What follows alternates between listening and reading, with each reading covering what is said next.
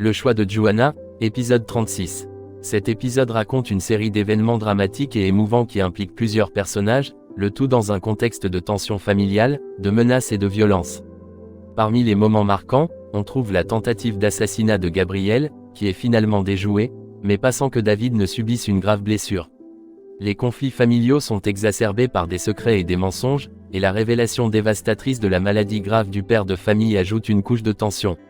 Les personnages principaux incluent Gabriel, la cible des attaques, David, son ami prêt à se sacrifier pour le protéger, Rurlio, l'instigateur présumé des attaques, Camilla, qui se retrouve également menacée et cherche refuge auprès de Gabriel, et les membres de la famille de Josefina, qui doivent faire face à des défis personnels et familiaux, notamment la maladie du père et des conflits internes. Sur un plan personnel, il est frappant de constater à quel point les relations familiales et les secrets peuvent créer des tensions explosives, menant à des décisions destructrices. L'épisode s'ouvre sur un moment de tension extrême. Camacho entre dans la pièce et annonce à Rurlio une nouvelle troublante. Le Rome de main a échoué dans sa mission. L'objectif initial était clair, tuer Gabriel. Mais contre toute attente, ce n'est pas Gabriel qui a été atteint, c'est David qui a été blessé par balle. Rurlio est à bout de souffle. Il reste figé quelques secondes, choqué par cette tournure inattendue.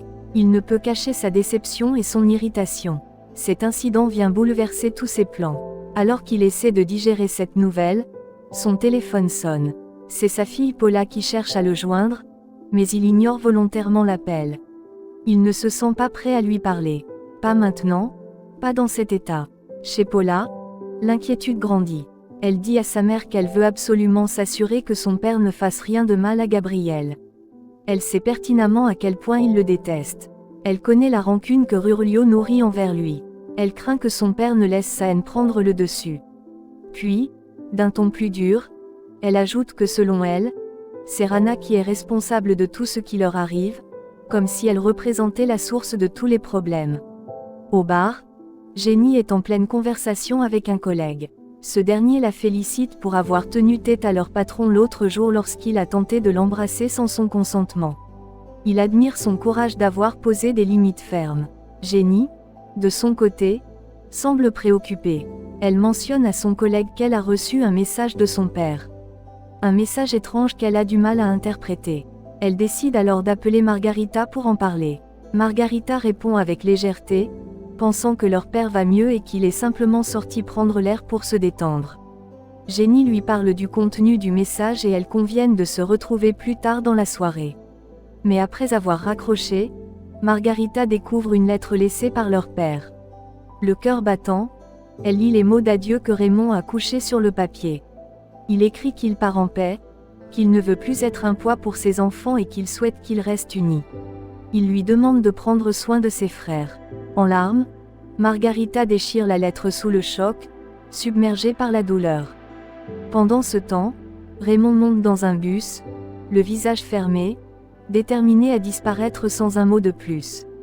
À la brasserie, l'atmosphère est pesante.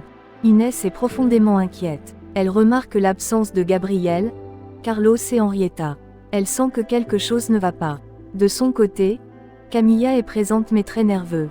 Elle semble angoissée, comme si elle pressentait un danger imminent. Inès observe son comportement étrange sans oser poser trop de questions. À l'hôpital, Enriqueta et Carlos arrivent en toute hâte. Ils veulent savoir comment se porte David. Carlos prend Gabriel à part et lui dit qu'à partir d'aujourd'hui, il ne doit plus jamais se déplacer sans ses gardes du corps. La situation est bien trop grave, il n'y a plus de place pour les risques.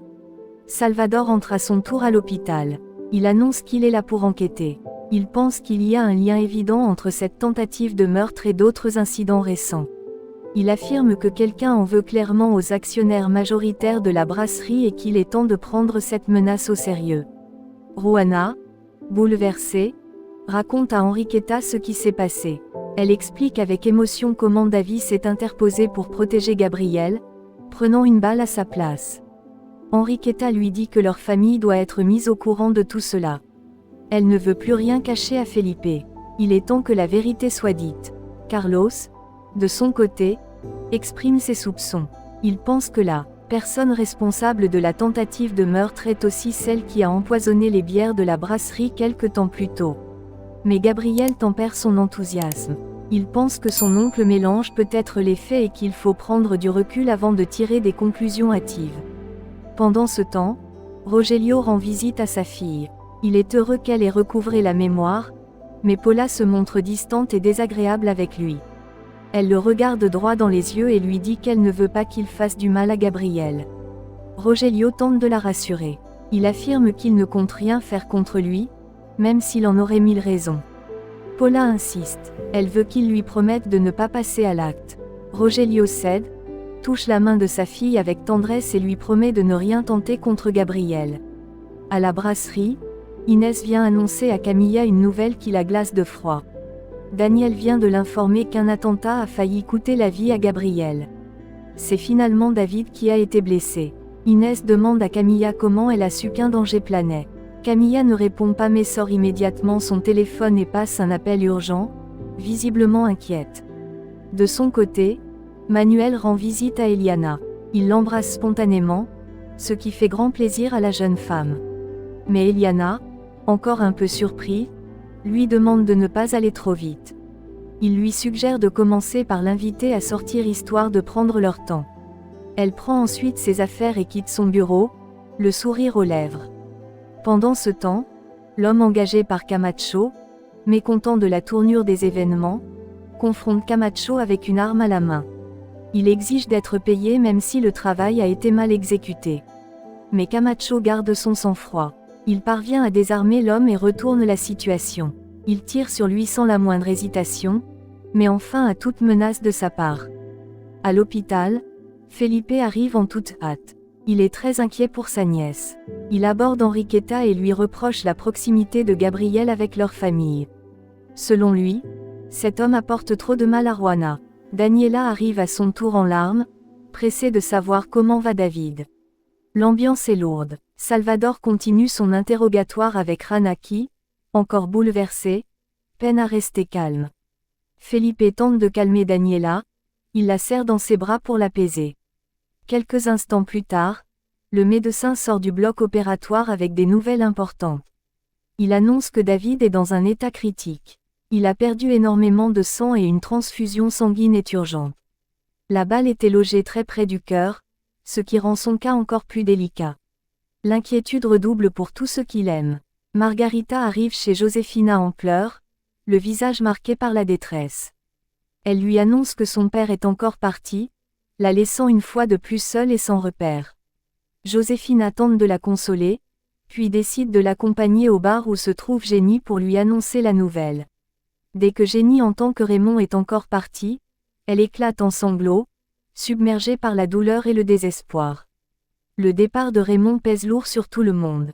À la brasserie, Manuel rend visite à Camilla, mais celle-ci, blessée et en colère, lui demande s'il s'inquiète enfin pour elle après tout ce qui s'est passé. Elle le rejette et lui demande de la laisser tranquille, lui faisant comprendre qu'elle ne veut plus de son soutien tardif. Manuel, perturbé, se réfugie dans l'alcool, tentant d'oublier les paroles de Camilla qui lui a dit que son père n'était qu'un manipulateur se servant de lui comme d'une marionnette. En état d'ébriété, Manuel s'interroge soudainement sur les traces de sang sur le sol sans pouvoir trouver une réponse. Claire. Pendant ce temps, à l'hôpital, l'inquiétude est palpable autour de David. Salvador demande à Gabriel de renforcer sa sécurité. Rana s'interroge, craignant que Gabriel ne soit à nouveau attaqué, ce que Salvador juge tout à fait possible. Gabriel s'excuse pour tout ce qui s'est passé puis quitte la pièce avec son oncle. La tension est grande. Felipe de son côté rentre à la maison avec Enrique mais il trouve la maison vide. Jenny et Josefina ne sont pas là. Enriqueta l'invite alors à venir chez elle et il accepte. Il part se changer puis revient la rejoindre. Enriqueta, douce et attentionnée, l'écoute parler de son père qui les a abandonnés. Elle lui offre une oreille attentive, lui disant qu'elle comprend à quel point c'est difficile. Pour lui témoigner son soutien, elle lui donne un double de ses clés, ajoutant qu'il peut considérer cet endroit comme sa maison. Felipe est touché par ce geste. Enriqueta lui fait un baiser doux sur la joue puis elle part travailler à la brasserie. Pendant ce temps, Daniela, assise avec Rana, semble très affectée par l'état de David. Rana tente de la rassurer, lui disant que l'opération s'est bien passée et que David va se rétablir. Elle ajoute qu'elle a pensé à tout cela et qu'elle ne saurait supporter qu'il arrive quelque chose à Gabriel tant elle tient encore à lui. Ces mots révèlent la profondeur de ses sentiments. Gabriel se rend compte que David a été blessé à sa place. À ce moment-là, Camilla arrive et dit à Gabriel qu'elle est au courant de tout, mais ajoute également qu'on cherche aussi à s'en prendre à elle. Gabriel demande alors à parler seul à seul avec elle. Thomas et les gardes s'éloignent. Camilla lui confie que c'est Rurelio qui se cache derrière toutes ces attaques. Il lui a dit lui-même qu'il ne les laisserait pas en paix. Elle exprime sa profonde inquiétude pour Gabriel et le serre dans ses bras. Touché, Gabriel appelle Alma pour lui demander de préparer une chambre pour Camilla afin qu'elle puisse être en sécurité à leur côté. Chez Josefina, Jenny aide Margarita à se changer et l'encourage à partir avec elle et sa mère pour retrouver Raymond. Jenny interroge ensuite sa mère sur Felipe et sur le fait qu'elle lui ait parlé du départ de leur père. Josefina répond qu'il n'a pas dormi à la maison, puis ajoute que s'il épouse cette fille, il finira par tous les abandonner, laissant entendre sa crainte de perdre ses enfants comme elle a perdu son mari. De leur côté, Jenny, Josefina et Margarita sont réunies en larmes, partagées entre colère et chagrin. À l'hôpital, David reprend enfin conscience. Rana et Daniela se précipitent à son chevet, soulagées de le voir ouvrir les yeux. Daniela le félicite pour son courage, disant qu'il est une personne formidable d'avoir risqué sa vie pour Gabriel, même si cela semble fou. David sourit reconnaissant. Rana ajoute qu'il a prouvé qu'il était un homme noble. David demande alors des nouvelles de Gabriel. Rana le rassure, lui disant qu'il va bien. Il veut savoir si le criminel a été attrapé, mais Rana répond que non. Elle le remercie chaleureusement pour tout ce qu'il a toujours fait pour elle et Daniela. Puis elle lui dit qu'ils doivent tous accepter que Gabriel est le père de l'enfant qu'elle porte. David lui dit qu'il comprend, même si ce n'est pas facile d'oublier quelqu'un qu'on aime. Rana lui exprime sa gratitude de le comprendre. C'est à ce moment que Gabriel entre dans la chambre. Rana et Daniela les laissent seuls. Gabriel remercie David pour tout, lui assurant que tout ira bien. À l'extérieur, Daniela a dit à Rana qu'elle voit bien qu'elle aime toujours Gabriel. Rana soupire, avouant qu'elle ne peut pas cacher ses sentiments. Elle reçoit alors un message de sa grand-mère lui demandant de rentrer. Elle embrasse Daniela et s'en va. Dans la chambre d'hôpital, Gabriel remercie à son tour David d'être un véritable ami, de lui avoir sauvé la vie. David lui dit qu'il sait combien il est important pour lui, mais il lui conseille d'être très vigilant car le danger est toujours présent. Pendant ce temps, Carlos confronte Rogelio violemment. Il l'accuse, disant que les Rubios sont toujours abusés de sa famille. Rogelio rétorque que c'est son père lui-même qui a vendu cette terre au père de Gabriel. Carlos réplique qu'il sait aussi que Rogelio est responsable de la disparition de Francisco. La tension monte. Rogelio veut lui asséner des coups mais Manuel intervient, les séparant avant que la situation ne dégénère. À l'hôpital, David demande à Gabriel de bien prendre soin de lui. Gabriel sort et rejoint Daniela qui l'attend. Il lui demande où est passée Johanna et Daniela lui dit que sa grand-mère l'a appelée à la maison. Gabriel exprime ses sentiments, disant qu'il aime profondément Johanna.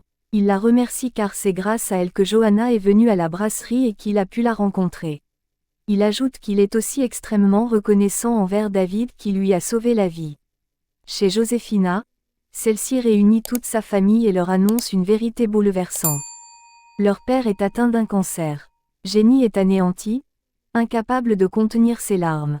Felipe, lui reste figé, profondément choqué d'apprendre que son père souffre en silence depuis si longtemps sans que personne ne s'en rende compte.